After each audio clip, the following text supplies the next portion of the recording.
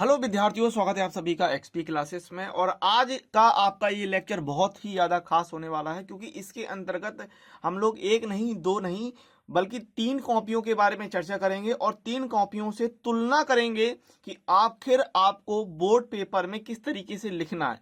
ये बहुत ही ज़्यादा ज़रूरी बात है। आपने दूसरे वीडियो जरूर देख लिए होंगे, लेकिन यहाँ पर इस वीडियो लेक्चर के अंदर खासियत आपको ये रहेगी कि 3 विद्यार्थियों ने इसको लिखा है। 3 अलग अलग विद्यार्थी हैं, उन्होंने किस तरीके से लिखा है और उनके बीच में क्या कमियां हैं, और आपको वो गलती नहीं दोहरानी है जो इन तीनों ने की होगी। इस बात को आपको ध्यान रखना है बहुत अच्छी तरीके से। तो आपको यहां दिख रहा है भाई, ये यूपी बोर्ड का 2023 और 24 का सामान्य हिंदी के लिए पेपर है। सामान्य हिंदी यानी साइंस साइड के स्टूडेंट्स, बाकी साहित्यिक हिंदी वाले विद्यार्थी भी इस वीडियो को पूरी तरीके से देख सकते हैं, समझ सकते हैं। अगर मैं बात करूं आपको इस वीडियो लेक्चर के अंतर्गत क्या क्या समझने के लिए मिलने वाला है, तो बहुत ज्यादा जरूरी बात यह है कि यहां पर मैं आपको 3 कॉपियों के बीच में कंपैरिजन करके बताऊंगा कि किस तरीके से आपको बोर्ड पेपर में कॉपी लिखनी है। बोर्ड पेपर में हिंदी की कॉपी खास तौर से किस तरीके से लिखनी है, यहां पर इस बारे में हम लोग बात करेंगे। साथ ही टाइम मैनेजमेंट भी किस तरीके से आपको करना है। याद रखिएगा, हिंदी आपका वो सब्जेक्ट है जो आपके ओवरऑल परसेंटेज को इंक्रीज करता है। आपके जो भी ओवरऑल टोटल परसेंटेज हो रही होगी उसको बढ़ाने का काम हिंदी करेगा। ध्यान रखिएगा, क्योंकि हिंदी में बहुत अच्छे नंबर आ जाते हैं, लेकिन बच्चों को बहुत ज्यादा टाइम मैनेजमेंट में प्रॉब्लम हो जाती है। तो टाइम मैनेजमेंट का भी ध्यान रखना है। बहुत सारे आपने देखा होगा कि कॉपी को सजाना बहुत ज्यादा है, ये सब नहीं करना है। मैं आपको प्रॉपर बताऊंगा कि कॉपी को कब सजाना है और कब नहीं सजाना है। इस बात का भी आपको भी ध्यान रखना है। शब्द सीमा का बहुत ध्यान रखते हुए हम लोग को हर प्रकार से किस तरीके से प्रश्न करना है, इस बात पर भी ध्यान देना है। और बोर्ड एग्जाम में जाने के लिए आपको किन बातों को ध्यान में रखना है, आज हम इन सभी बातों पर चर्चा पूरी तरीके से करने वाले हैं। आपको बोर्ड एग्जाम में किन बातों का खास तौर से ध्यान रखना होगा, इस पर भी हम लोग बात करेंगे। क्या क्या आपको ले जाने हैं, किस तरीके का पेन ले जाना है, इन सभी पर चर्चा करेंगे। तो ये जो काम होगा बोर्ड एग्जाम में, किन बातों का ध्यान रखना है और क्या क्या आपको चीजें लेकर जानी है, ये हम लोग आखिरी में बात करेंगे। अभी हम लोग बात कर लेते हैं इन 3 कॉपियों का। मैं आपको कंपेरिजन करके बता देता हूं और खास तौर से बोर्ड में आपको किस तरीके से लिखना है उस पर भी हम लोग बात कर लेते हैं। और बोर्ड एग्जाम बिल्कुल आपके सर के ऊपर आ गए हैं, तो इस बात को ध्यान रखना है। या तो नींदें पूरी होंगी या पूरे होंगे सपने, या तो नींदें पूरी होंगी या पूरे होंगे सपने, या तो ताना देगी दुनिया या खुश होंगे अपने। और इसी जोश और जुनून के साथ, मोटिवेशन के साथ लगे रहिए, बने रहिए और पढ़ते रहिए। इस बात को ध्यान रखना है। जितनी ज्यादा आप मेहनत कर ले जाएंगे हिंदी में, आने वाले पेपर भी आपके बहुत अच्छी तरीके से होने वाले हैं। क्योंकि हिंदी, जैसा मैंने आपसे कहा, हिंदी आपका वो सब्जेक्ट है जो आपके ओवरऑल परसेंटेज को इंक्रीज करने में बहुत बहुत बहुत मदद करता है। अभी हम लोग सबसे पहले बात कर लेते हैं, ये आपके यूपीएमएसपी का पेपर होता है और इस तरीके का आपका सामान्य हिंदी वालों के लिए पेपर आपको देखने के लिए मिलता है। आपको पता भी खंड का है, 2 खंड है। इस प्रश्न में आपके पास 2 खंड है और सभी प्रश्नों का उत्तर देना अनिवार्य है। इस तरीके से आपके निर्देश है, ठीक है ना। और खंड सेक्शन भी आपको डालना बहुत ज्यादा जरूरी होता है, इस बात को भी ध्यान रखें। अब यहाँ पर देखिए, प्रश्न नंबर 1 है और प्रश्न नंबर 2 है, ठीक है। यहां पर प्रश्न 1 में 5 सवाल होंगे और प्रश्न 2 में भी 5 सवाल होंगे, इस बात को ध्यान रखना है। और एक पेज में आपको क्या करना है कि एक पेज में पांचों के पांचों सवालों को आपको हल करके लिख देना है बहुत अच्छी तरीके से। यानी कि एक पेज में आप ये पांचों के 5 सवाल जो है, उत्तर जो है इनके लिख कर आ जाएंगे और अगले पेज में आपको ये 5 सवाल के उत्तर आपको बढ़िया तरीके से देने हैं। सिर्फ एक पेज में 5 ही उत्तर दीजिएगा ताकि टीचर को चेक करने में आसानी रहे। इसके अलावा अगर मैं बात करूं कॉपी आपको किस तरीके से भरनी है, तो कॉपी भरने में बहुत ज्यादा परेशानी आपको महसूस नहीं होगी। बाकी का आप जब एग्जाम सेंटर में होंगे तो वहां पर टीचर से आप पूछ लीजिएगा बहुत आसानी से। यहाँ पर देख रहे हैं केंद्र की मोहर। इसके अलावा परीक्षार्थी का अनुक्रमांक अंकों में आपको अंकों में भरना है, ठीक है ना, रोल नंबर अपना। और यहाँ पर रोल नंबर आपको शब्दों में भरना है। और जब हम लोग शब्दों में भरते हैं तो इस तरीके से भरते हैं, 0 1 2 3 4, इस तरीके से हम लोग शब्दों में लिखते हैं, ठीक है ना। विषय एवं प्रश्न पत्र, तो विषय एवं प्रश्न पत्र की मैं बात कर रहा हूँ। यहाँ पर परीक्षा का दिन एवं तिथि, इस तरीके से केंद्र का जो भी नाम होगा यहाँ पर आपको भरना है। और प्रश्न पत्र पर अंकित संकेतांक यहाँ पर आपको भरना है। प्रश्न पत्र पर आपको एक कोड दिया जाएगा, वो यहाँ पर आपको भरना है। फिर यहाँ पर आप देख रहे हैं कि पूर्ण हस्ताक्षर, परीक्षा कक्ष संख्या और यहाँ पर आपके पास है दिनांक, ठीक है। तो कुछ इस तरीके से आपके पास कॉपी जो रहेगी उसको आपको फिलअप करना है।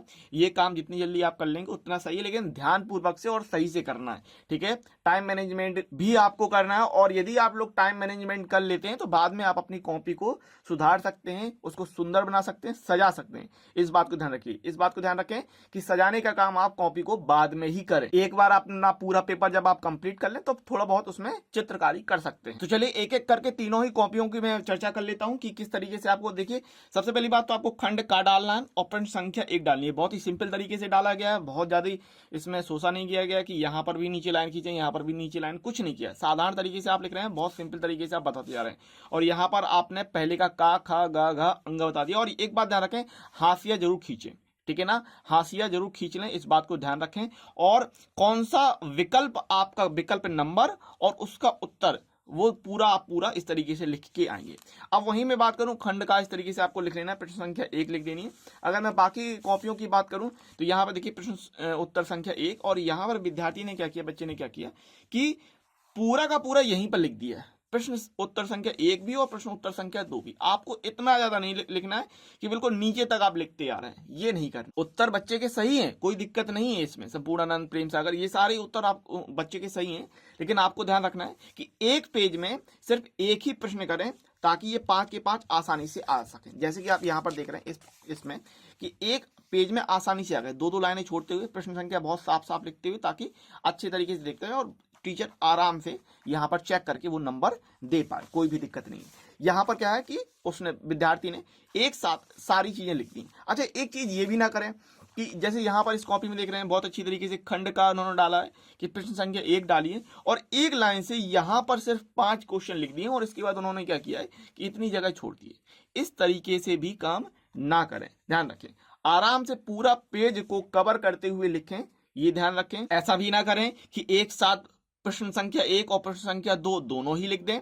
ऐसा भी ना करें कि एक प्रश्न लिखा और उसके बाद इतनी सारी जगह छोड़ दी। जैसे कि यहाँ पर आप ये देख रहे हैं कि 5 प्रश्न लिखे, और इसके बाद आप ये देख रहे हैं, अगर मैं बात करूं, यहाँ पर भी उन्होंने 5 प्रश्न लिखे हैं और इसके बाद पूरी की पूरी ये जगह यहाँ पर छोड़ दी। ऐसा बिल्कुल भी ना करें। आपको तो बहुत अच्छे से ध्यान रखना है कि इस तरीके से लिखना है आपको, और पूरी तरीके से यहाँ पर आप देखें कि ये प्रश्न संख्या 2 के लिए लिख दिया गया है, 5 के 5 उत्तर यहाँ पर लिख दिए। और देखिए बहुत अच्छे से बीचों के बीच यहाँ पर प्रश्न संख्या नंबर 2 लिखी है, और इस तरीके से ताकि पूरा पेज कवर होते हुए भी ये आपको यहाँ पर दिख रहा है, ठीक है ना।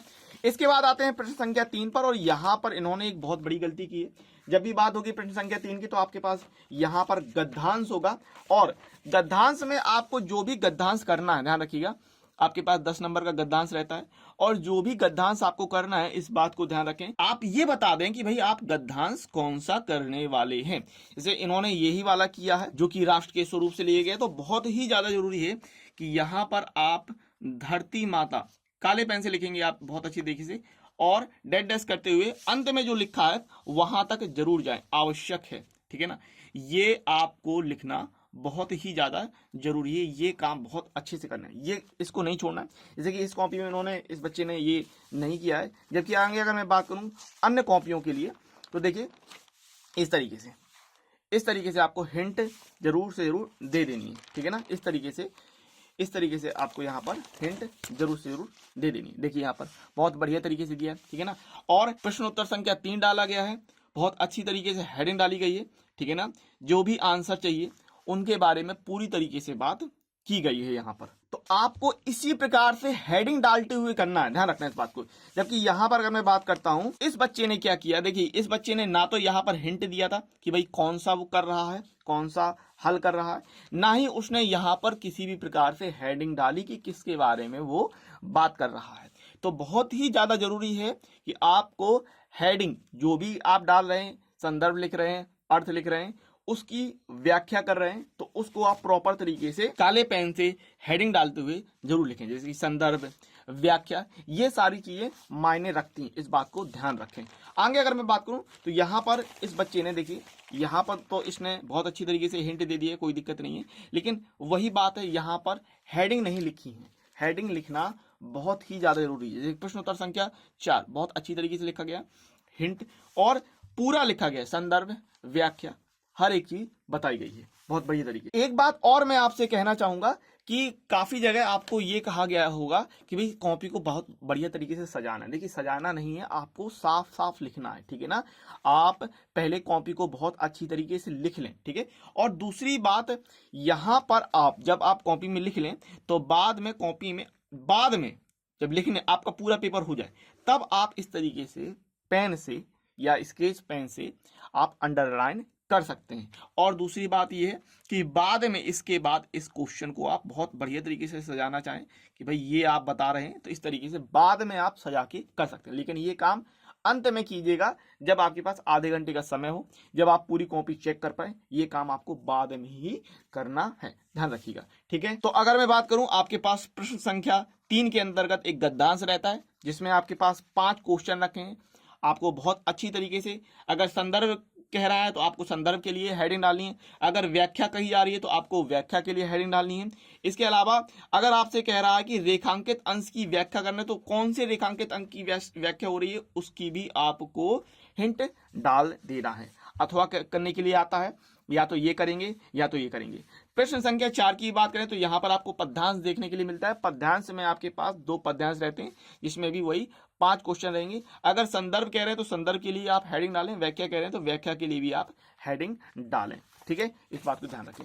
आगे बात करें तो ये अथवा करके ये 5 क्वेश्चन आपके पास और दिए रहते हैं। फिर हमारे पास भैया रहता है साहित्यिक परिचय, जहां पर बहुत सारे विद्यार्थी परेशान रहते हैं कि किस तरीके से यहाँ पर लिखा है शब्द सीमा 80 शब्द की सीमा के अंतर्गत किस तरीके से आपको साहित्यिक परिचय लिखना है। देखिए जब भी बात आएगी साहित्यिक परिचय की तो कहीं ना कहीं उसमें थोड़ा बहुत जीवन परिचय तो रहेगा ही रहेगा, क्योंकि बिना जीवन परिचय के साहित्यिक परिचय किसी काम का नहीं होता है, ठीक है। तो इसी प्रकार से यहाँ लेखक के लिए होता है और एक कवि के लिए होता है, जो कि आपके 5 और 5 नंबर फिक्स करके देता है बहुत अच्छी तरीके से, ठीक है। तो चलिए अब कॉपी में मैं बात कर लेता हूँ कि किस तरीके से बच्चों ने कॉपी में यहाँ पर साहित्यिक परिचय और जीवन परिचय के बारे में बात की। देखिए यहाँ पर एपीजे अब्दुल कलाम का जीवन परिचय या साहित्यिक परिचय उन्होंने दिया है बहुत अच्छी तरीके से। और मैं आपसे ये कहूंगा कि रचनाओं की जब बात आएगी तो कम से कम 4 से 5 रचनाएं जरूर लिखें, कम से कम 4 से 5 रचनाएं जरूर से जरूर लिख के आए। इस बात का खास तौर से ध्यान रखें, ठीक है ना। यहाँ पर सिर्फ 2 ही लिख दिए, 2 ना, आप कम से कम 4 से 5 जरूर लिखें। और एक पेज में लिखा गया है बहुत अच्छी तरीके से डॉक्टर एपीजे अब्दुल कलाम का, कोई दिक्कत नहीं है इसमें। इस बात को ध्यान रखें कि जैसे मिसाइल मैन कहा जाता है तो इस चीज को आप अंडरलाइन कर दें या फिर ब्लैक पेन से लिख दें। वहीं पर अगर मैं बात करूं बाकी बच्चों ने क्या किया है तो देखिए एक काम बहुत अच्छे तरीके से आप ये कर सकते हैं, जैसे कि वासुदेव शरण अग्रवाल का यहाँ पर लेखक का जीवन परिचय साहित्यिक परिचय लिखा गया, तो ये काम बहुत अच्छी तरीके से आप कर सकते हैं कि इस तरीके से आप एक संक्षिप्त तौर पे ये आप जरूर लिख सकते हैं बहुत अच्छी तरीके से। एक पेज में अगर आप इतना कर देते हैं तो टीचर को यही देखना है, टीचर को और कुछ नहीं देखना, वो यही देखेगा आपने किस तरीके से लिखा, वो यही देखेगा, और रचनाएं आपने किस तरीके से लिखी टीचर यही देखता है, ठीक है ना। तो अगर मैं बात करूं जैसे कि यहाँ पर जीवन परिचय बहुत ज्यादा नहीं लिखना है यहाँ पर, है ना। और जो भी मेन की होंगी आप उसको ब्लैक पेन से लिख सकते हैं या हेड या अंडरलाइन कर सकते हैं, इस बात को ध्यान रखें। साहित्यिक परिचय, ठीक है ना। और यहाँ पर कृतियां आप बहुत बढ़िया तरीके से कृतियां भी लिखी गई हैं, ठीक है ना। भाषा शैली की कोई ज्यादा जरूरत नहीं कि भाषा शैली भी आपको लिखनी है, कोई भाषा शैली आप साहित्यिक परिचय जब देंगे उसी के अंतर्गत 1-2 लाइन लिख सकते हैं आराम। तो यहां से आपको ये देखने के लिए मिला कि इस बच्चे ने बहुत अच्छी तरीके से, इस बच्चे ने क्या किया है, देखिए बहुत अच्छी तरीके से वासुदेव शरण अग्रवाल के लिए पूरा यहाँ पर ये लिख दिया है, ठीक है। और यहाँ पर जीवन परिचय देते हुए और साहित्यिक परिचय देते हुए यहाँ पर बात अपनी खत्म की है। कृतियां काफी अच्छी तरीके से लिखा है, ठीक है। आप इस तरीके से लिख सकते हैं, कोई दिक्कत नहीं। यहाँ एक चीज ध्यान रखें, ये अगर आप बना देते हैं टेबल तो टीचर के लिए काफी सही रहता है। एक पेज में आप इस तरीके से टेबल बना दें, बहुत बढ़िया रहेगा।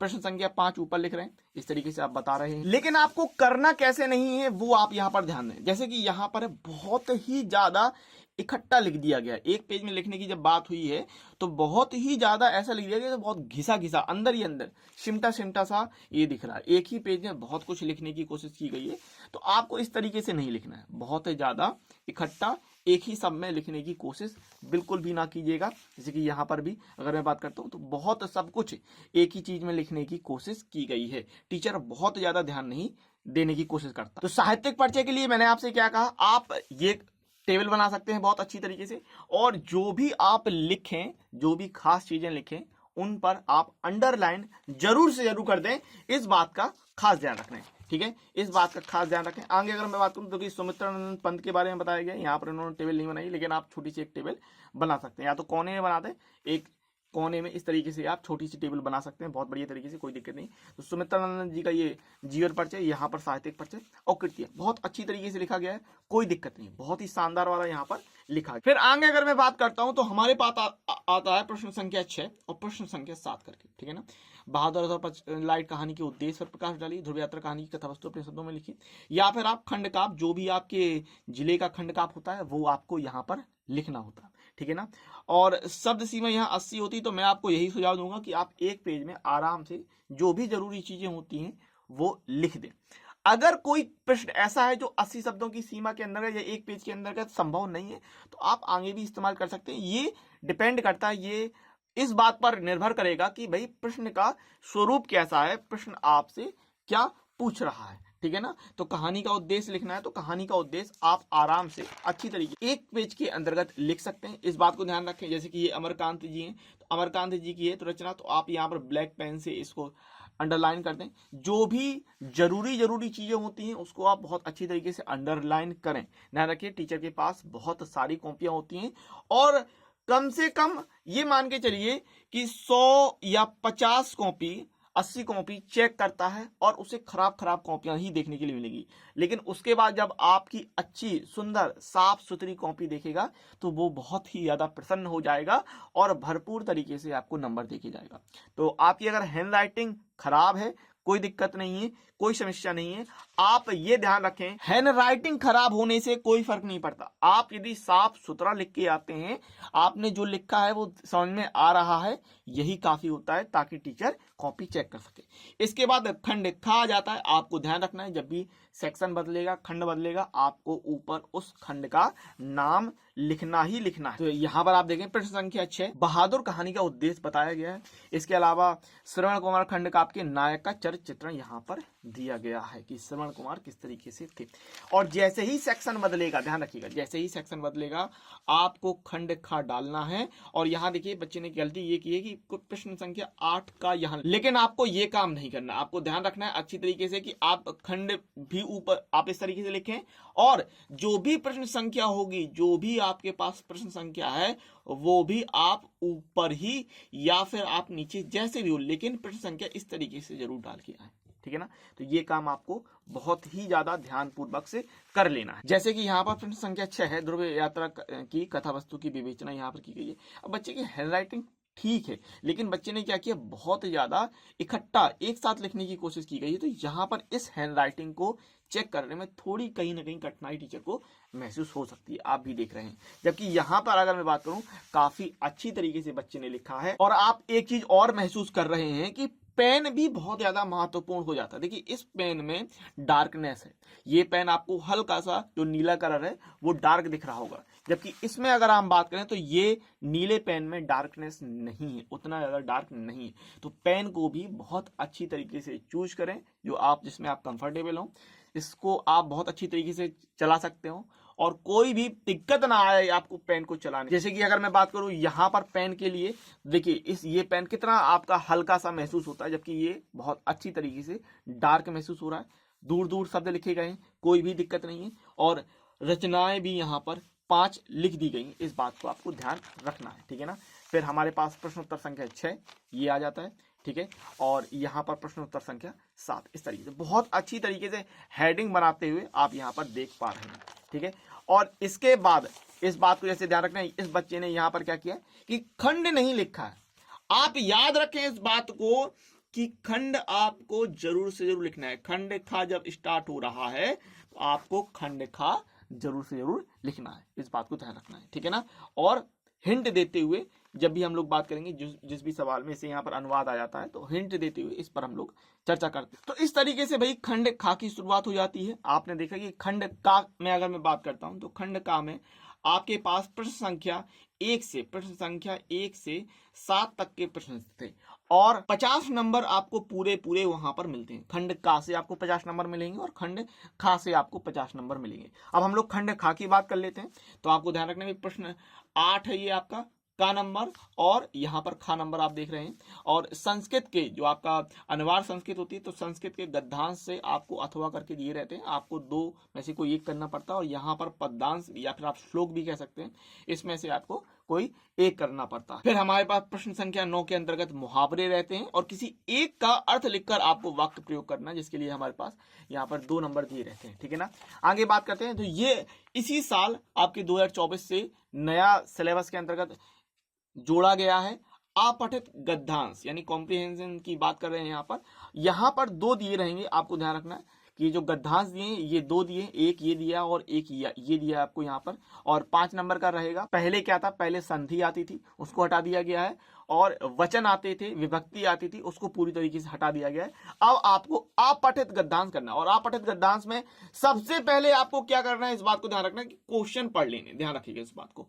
सबसे पहले आपको प्रश्न पढ़ना है। प्रश्न संख्या 10 के अंतर्गत ये प्रश्न आपसे क्या कह रहा है, याद रखिएगा।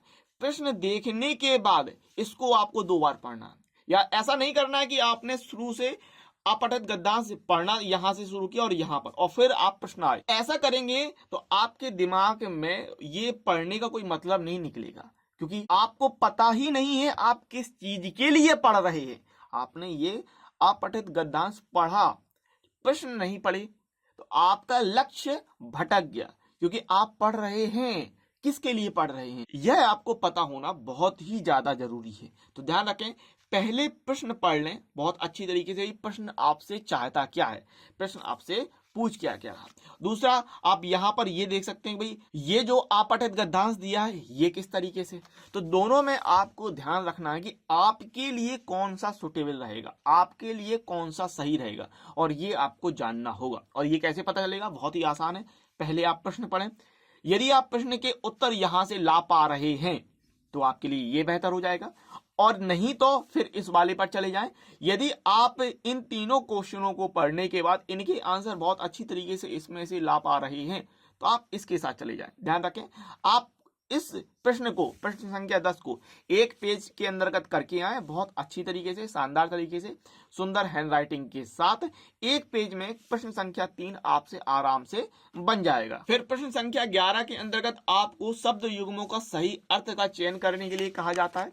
ठीक है, बहुत बढ़िया तरीके से। अगर हम आगे बात करें तो यहाँ पर इसके बाद शब्दों में से किसी एक शब्द के 2 अर्थ लिखने के लिए कह रहा है, पर्यायवाची शब्द की बात है। इसके बाद वाक्यांशों के लिए एक शब्द का चयन करने के लिए कह रहा है ना। और फिर आता है आपके पास वाक्यों को शुद्ध करके लिखना। इसके बाद रस, छंद और अलंकार के बारे में ये आता है, जहां पर आपको 2-2 करके 6 नंबर मिलते हैं। आपको रस, छंद, अलंकार के बेहतरीन वीडियो लेक्चर देखने के लिए मिलते हैं, बस आपको सर्च करने की देर होती है। आप सर्च कर सकते हैं रस, छंद, अलंकार, आपको शानदार वीडियो मिल जाएगा। एक्सपी क्लासेस डाल दीजिएगा, बेहतरीन वाला आपको वीडियो देखने के लिए मिलता है। इसके बाद आ जाता है प्रार्थना पत्र। तो प्रार्थना पत्र आपको किस तरीके से लिखना है इस पर हम लोग चर्चा करेंगे, और फिर हम लोगों को निबंध देखना है, जो कि आपके पास 9 नंबर का रहेगा कि किस तरीके से आपको निबंध देखने के लिए मिलता है। तो हर एक प्रश्न पर हम लोग चर्चा करने वाले हैं। तो जैसा आपने ये देखा कि खंड खा, लेकिन इस बच्चे ने क्या किया, 8वें का का यहाँ लिख दिया। इस तरीके से ना लिखें, आप बीचों बीच ऊपर लिखें, और जो भी है इस तरीके से आप लिख दें। और प्रश्न संख्या 8वीं का इस तरीके से प्रॉपर डालें, पूरा एक पेज में लिखें, ज्यादा वो नहीं है। आप क्या करें, बीचों बीच इस तरीके से लिखें कि पूरा एक पेज में आ जाए, और बाद में अगर 2-3 लाइनें छूट जाती हैं तो उसको काट दें। और फिर जब आप खा पर आए तो बीचों बीच में जरूर डालें प्रश्न संख्या 8वीं का खा, ये इस तरीके से जरूर से लिखें, प्रश्न संख्या 8वीं का खा। ठीक है, तो ये काम आपको बीचों बीच करना है, इस बात का आपको ध्यान रखना। जैसे कि यहाँ देख लें, यहाँ बहुत अच्छी तरीके से लिखा है, इन्होंने क्या किया, सेक्शन नहीं डाला, सेक्शन जरूर डालें। इसके बाद प्रश्न संख्या 8वीं का यहाँ पर लिखा गया, और प्रश्न संख्या 8वीं का खा लिखा गया है। आप क्या कर सकते हैं कि जब भी ऐसी बात होगी तो आप इतना करने के बाद, जितना जरूरी उतना करने के बाद, एक इस तरीके से एक लाइन खींच दें, पीटीओ लिख दें, और 8वीं के खा को अगले पेज में ले जा सकते हैं। ठीक है, फिर क्वेश्चन नंबर 9 करने के लिए हमारे पास मुहावरे होते हैं, प्रश्न संख्या 9, तो प्रश्न संख्या 9 भी उसी के साथ बन सकता है आसान। तो आपको क्या करना है, इस बात को ध्यान रखना है, सेक्शन जरूर डालना है। अगर 8वीं का का है तो आपको लिखना है प्रश्न संख्या 8वीं का का, अगर 8वीं का खा है तो आपको लिखना है प्रश्न संख्या 8वीं का खा। इस बात को बहुत अच्छी तरीके से ध्यान देना है, इस बात को नजरअंदाज बिल्कुल भी नहीं करना है। ठीक है ना, जैसे आप यहाँ पर भी देख रहे हैं कि प्रश्न संख्या 8 है, लेकिन इन्होंने क्या किया कि 8 में का यहाँ कर दिया और 8 में का खा यहाँ कर दिया। आप प्रॉपर डालें प्रश्न संख्या 8 में का और खा जो भी है आपके पास, है ना, आप प्रॉपर पूरा लिखें प्रश्न संख्या 8 में का और फिर आप लिखें प्रश्न संख्या 8 में का खा। और इसके बाद हम लोग आ जाते हैं प्रश्न संख्या जो कि आपको 10 देखने के लिए मिलता है। तो प्रश्न संख्या 10 की अगर हम बात करते हैं, आपके पास अपठित गद्यांश रहता है, इस तरीके से आपको लिख देना है, हिंट दे देनी है, और जो भी आपका उत्तर यहाँ पर रहने वाला है बढ़िया तरीके से आप यहाँ पर उत्तर शानदार वाले लिख के आएंगे, ठीक है ना। इसके बाद आते हैं प्रश्न संख्या 11 पे। तो फिर वही बात होती है, प्रश्न संख्या 11 आप लिखें और 11 के साथ साथ आप 11 का लिखें, फिर आप प्रश्न संख्या 11 का खा लिखें और एक पेज में आप 2 ही लिख के आए। बहुत ज्यादा लिखने की आपको जरूरत नहीं है कि एक साथ आप गा भी लिख दें और घा भी लिख दें। आप क्या करें कि 2-2 लिख के आए, प्रश्न संख्या 11 का फिर प्रश्न संख्या 11 का खा, अगले पेज में प्रश्न संख्या 11 का गा, प्रश्न संख्या 11 का घा, इस तरीके से लिखेंगे, ठीक है। इस बात को ध्यान रखना है। और फिर आपके पास यहाँ पर ये प्रश्न उत्तर संख्या 12 का वीर रस देखने के लिए मिलता है यहाँ पर, जिसमें आप देख रहे हैं कि परिभाषा बहुत अच्छी तरीके से बताई गई है। उदाहरण आप देख रहे हैं, बहुत ही शानदार ये उदाहरण है। मुंदेलो हर बोलो के मुंह हमने सुनी कहानी थी, खूब लड़ी मर्दानी वह तो झांसी वाली रानी थी। स्पष्टीकरण आप दिखाना चाहते हैं, स्पष्टीकरण बता सकते हैं बहुत बढ़िया तरीके से। फिर हमारे पास अलंकार और छंद आते हैं। ध्यान रखिएगा, रस छंद अलंकार के बेहतरीन वाले शानदार वाले लेक्चर आपको मिल जाएंगे। बस आपको सर्च करना है रस छंद अलंकार, एक्सपी क्लासेस करके करेंगे, आपको लेक्चर वहां पर देखने के लिए मिल जाते हैं, ठीक है। प्रश्न संख्या 12 का खा इसी तरीके से आपको करना है अलंकार, और प्रश्न संख्या 12 का गा इस तरीके से आपको करना है, दोहा यहाँ पर आपको लिख देना है। अब अगर मैं बात करूं प्रश्न संख्या 13 की, तो प्रश्न संख्या 13 के अंतर्गत आप देखते हैं कि भाई प्रार्थना पत्र या आवेदन पत्र हमको देखने के लिए यहाँ पर मिलता है। तो प्रश्न संख्या 13 देखिए, एक ही पेज में यहाँ पर आपने लिखा, अगर ज्यादा है आप इस चीज को ऊपर भी लिख सकते थे, ठीक है। हाशिया जरूर डालें, इस बात का बहुत ही खास तौर से ध्यान दें। और देखें विषय भी लिखना बहुत ही ज्यादा जरूरी है। प्रश्न पत्र आप किस बारे में बता रहे हैं इसको बताना बहुत ही जरूरी है, तो विषय जरूर से जरूर लिखें और जो भी लिखा गया है बढ़िया तरीके से देख लीजिए।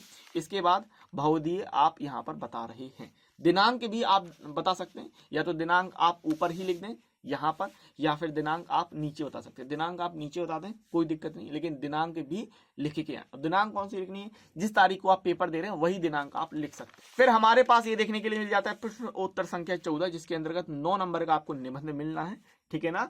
तो निश्चित तौर पे आप हिंदी में अगर बहुत अच्छी तरीके से हैंडराइटिंग बनाते हुए साफ सुथरा लिखते आते हुए करते हैं और कोई चीज गलत नहीं, तो आप बिल्कुल एक्सपेक्ट कर सकते हैं कि 95+ नंबर कहीं से कहीं नहीं गए, क्योंकि टीचर का काम होगा निश्चित तौर पे वो निबंध में एक न एक आध नंबर काटने की पूरी कोशिश करेगा, या कुछ न कुछ चीजें छूट ही जाती हैं। लेकिन ध्यान रखेंगे, अगर आप थोड़ी सी प्रैक्टिस कर लेंगे, प्रैक्टिस करना जरूरी है।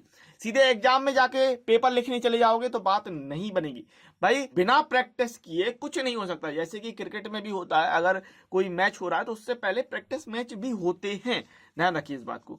तो प्रैक्टिस, लिखने की प्रैक्टिस भी आपको बहुत अच्छी तरीके से आनी चाहिए। लिखने से ना बचें, क्योंकि पेपर में तो आपको लिखना है ही, तो प्रैक्टिस जरूर कर लें कि किस तरीके से लिखा जाएगा, ठीक है ना। हाँ, ध्यान रखिए इस बात को। प्रश्न उत्तर संख्या 14 बेरोजगारी पर ये निबंध लिखा गया है, बहुत बढ़िया यहाँ से इस तरीके से आप देख रहे हैं। और निबंध में एक चीज का खास तौर से आपको ध्यान देना है कि आप निबंध जो लिख रहे हैं वो किस बारे में लिख रहे हैं, ये आपको हेडिंग डालनी होगी। जैसे कि यहाँ पर नहीं लिखा गया, गलत बात है, इसमें नंबर टीचर काट सकता है। बेरोजगारी पर है तो आप हेडिंग लिखें, भाई बेरोजगारी पर निबंध आप बता रहे हैं। इसके अलावा आप कौन कौन सी हेडिंग का इस्तेमाल करने वाले हैं उसको भी लिख कर आए, जैसे प्रस्तावना।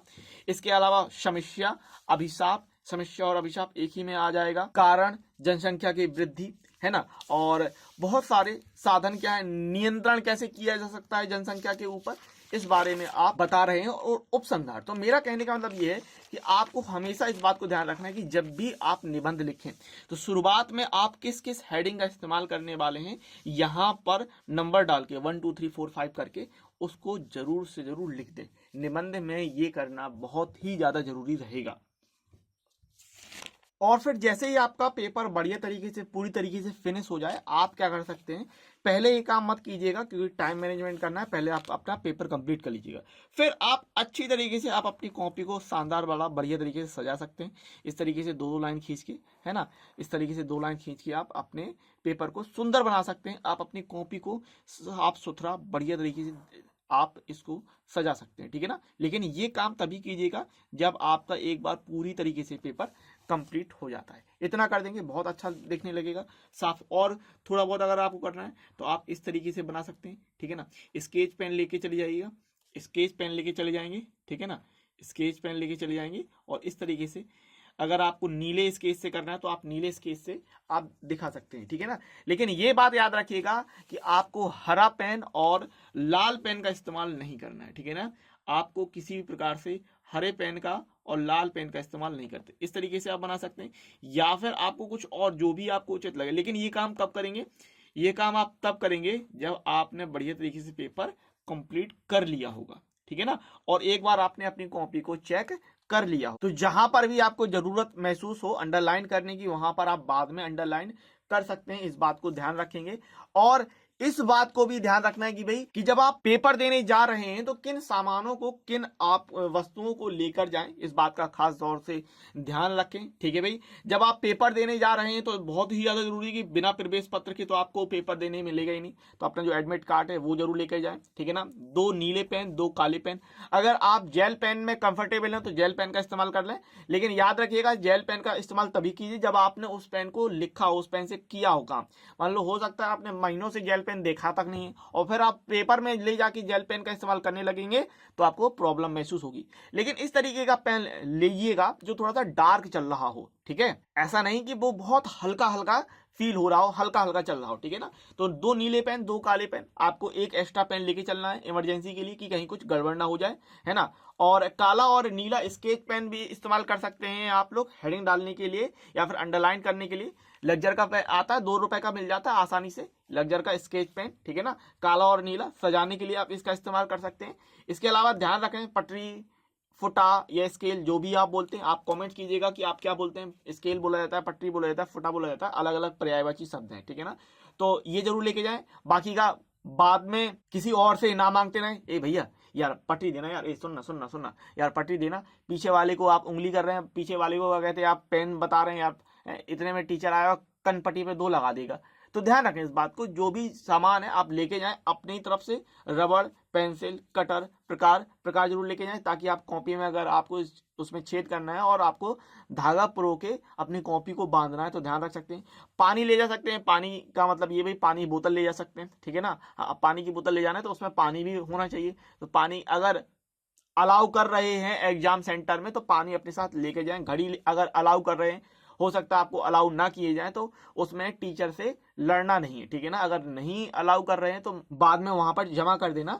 लेकिन आप ये ले जा सकते हैं, पानी अगर आप ले जाएं, घड़ी अगर आप ले जाएं। और इन सबको रखने के लिए कैरी बैग, 10 रुपए का बैग आ जाता है आराम से, 10 रुपए का, 15 रुपए का, 20 रुपए का पारदर्शी वो बैग होता है, आराम से आ जाता है। ध्यान रखिएगा इस बात को। और इस बात को भी ध्यान रखना है कि जो भी पेपर खत्म होगा उस पेपर को आप आके रख दीजिएगा, बैग में ही रखे, मत रखे रहने देना। नहीं तो हिंदी का पेपर लिया, हिंदी का पेपर हो गया, कैरी बैग में रखें, अगली बार जब पेपर देने आ रहे हैं तो हिंदी का पेपर भी कैरी बैग में साथ में आ रहा है, ये काम भी नहीं कीजिएगा। और इसी नोट के साथ मैं उम्मीद करूंगा कि आप अपना पेपर बहुत अच्छी तरीके से देके आएंगे। एक अंत में आपके लिए पोयम लेके आया हूं शानदार वाली, ताकि आपका जो जोश और जुनून है वो बेहतरीन तरीके से ऊंचा बना रहा है और एकदम फोड़ के आओ पेपर। तुम मुझको कब तक रोकोगे, पोयम है और बहुत ही बढ़िया पोयम है, आप सुनिएगा ध्यानपूर्वक से। मुट्ठी में कुछ सपने लेकर भरकर जेबों में आशाएं, दिल में है अरमान यही कुछ कर जाएं, कुछ कर जाएं। सूरज सा तेज नहीं मुझ में दीपक सा जलता देखोगे, सूरज सा तेज नहीं मुझ में दीपक सा जलता देखोगे, अपनी हद रोशन करने से तुम मुझको कब तक रोकोगे, तुम मुझको कब तक रोकोगे। मैं उस माटी का वृक्ष नहीं जिसको नदियों ने सींचा है, बंजर माटी में पलकर मैंने मृत्यु से जीवन खींचा है। मैं पत्थर पर लिखी इबारत हूँ, शीशे से कब तक तोड़ोगे, मैं पत्थर पर लिखी इबारत हूँ, शीशे से कब तक तोड़ोगे, तुम मुझको कब तक रोकोगे, तुम मुझको कब तक रोकोगे। इस जग में जितने जुल्म नहीं उतने सहने की ताकत है। तानों के भी शोर में रहकर सच कहने की आदत है। मैं सागर से भी गहरा हूं तुम कितने कंकड़ फेंकोगे, मैं सागर से भी गहरा हूं तुम कितने कंकड़ फेंकोगे, चुन चुन कर आगे बढ़ूंगा मैं, तुम मुझको कब तक रोकोगे, तुम मुझको कब तक। झुक झुक कर सीधा खड़ा हुआ, अब फिर झुकने का शौक नहीं, अपने ही हाथों रचा स्वयं, तुमसे मिटने का खौफ नहीं। तुम हालातों की भट्टी में जब जब भी मुझको झोंकोगे, तो मैं हालातों की भट्टी में जब भी मुझको झोंकोगे, तब तब कर सोना बनूंगा मैं, तुम मुझको कब तक रोकोगे, तुम मुझको कब तक रोकोगे। जय हिंद, जय भारत। पढ़ते रहिए, खुश रहिए, आगे बढ़ते रहिए।